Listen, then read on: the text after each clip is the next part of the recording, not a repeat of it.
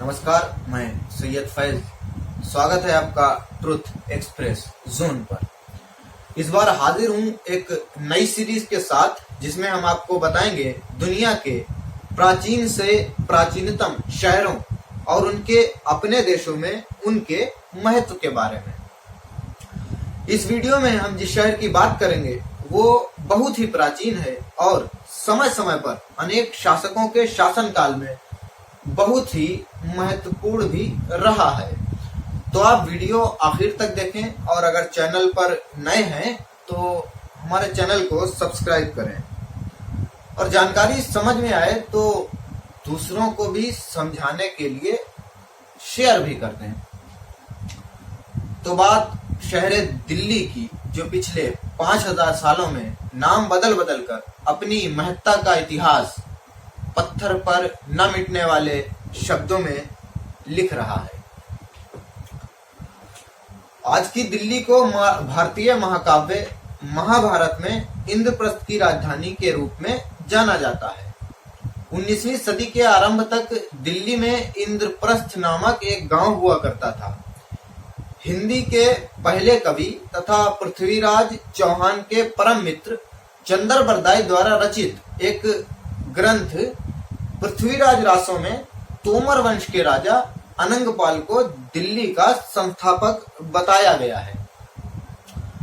इतिहासकारों के अनुसार राजा अनंगपाल ने ही लाल कोट का निर्माण कराया और लौह स्तंभ भी राजा अनंगपाल ही दिल्ली लाए थे। हाल ही में भारतीय पुरातत्व सर्वेक्षण द्वारा कराई गई खुदाई में जो भित्ति चित्र मिले हैं, उनसे लौह स्तंभ की आयु ईसा से लगभग 1000 वर्ष पहले की बताई जा रही है, जिसे महाभारत के समय से भी जोड़ा जाता है।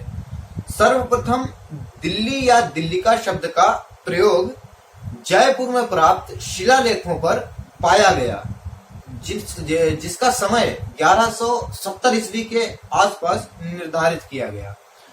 1206 के बाद दिल्ली मुगल सल्तनत की राजधानी बनी। इस पर खिलजी वंश, तुगलक वंश और सैयद वंश समेत कुछ अन्य वंशों ने शासन किया। ऐसा माना जाता है कि ये शहर बनने से पहले 7 बार उजड़ा और बनाया गया। इस प्राचीन शहर की जो खासियत है वो इसके प्राचीन किले और अन्य प्राचीन इमारतें हैं, जिनमें सीरी के किले का निर्माण सन 1303 में अलाउद्दीन खिलजी द्वारा कराया गया।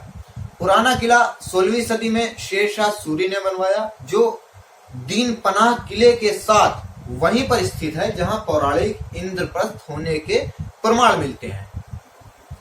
एक अन्य मुगल शासक शाहजहां ने भी लाल किले का निर्माण कराया, जो एक राष्ट्रीय धरोहर है।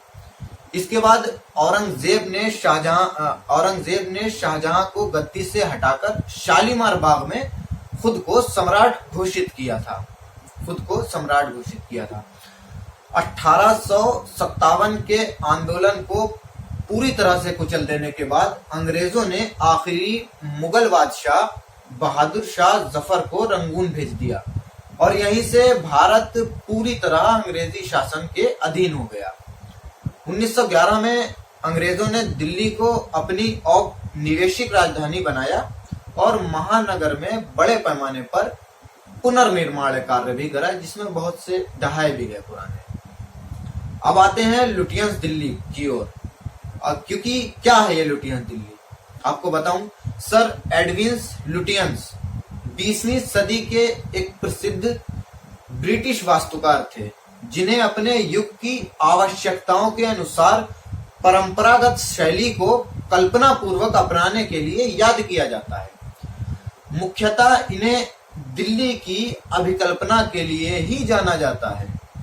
इनका जन्म और मृत्यु लंदन में हुई। सर एडविन्स जो थे वो दिल्ली महानगर के हिस्से नई दिल्ली की रूपरेखा बनाने के लिए मशहूर है। दिल्ली बसाने में इनके योगदान के कारण ही दिल्ली के एक बड़े इलाके को लुटियंस दिल्ली या लुटियंस की दिल्ली भी कहा जाता है, इसी नाम से जाना जाता है। सर हार्वर्ड के साथ ये नई दिल्ली के कई स्मारकों के मुख्य शिल्पकार थे, जिनमें इंडिया गेट और वायसराय हाउस जिसे अब राष्ट्रपति भवन के नाम से जाना जाता है, प्रमुख हैं। आज दिल्ली भारत के सबसे बड़े महानगरों में से एक है। यह भारत गणराज्य की राजधानी है। ये भारत में राष्ट्रीय एवं अंतर्राष्ट्रीय राजनीति, व्यापार, साहित्य और संस्कृति का केंद्र है। इसकी आधिकारिक स्थापना सन 1956 में भारत के एक केंद्र शासित प्रदेश के रूप में हुई। इस शहर की जनसंख्या 1,67,00,000 है और साक्षरता दर 86.2% है। राष्ट्रीय राजधानी क्षेत्र यानी दिल्ली NCR दूध का भारत में सबसे बड़ा बाजार है। रियल एस्टेट सेक्टर दिल्ली अर्थव्यवस्था की मुख्य रीढ़ है। भारत की GDP में हिस्सेदारी के मामले में दिल्ली गोवा के बाद दूसरे नंबर पर आता है। आज के लिए बस इतना ही। आप सबसे रिक्वेस्ट है कि आप सब कोविड-19 से जरूरी बचाव करें और देश के बुरे हाल के लिए प्रार्थना करें। मास्क लगाएं, 2 गज की दूरी मेंटेन रखें। मैं चलता हूं। धन्यवाद।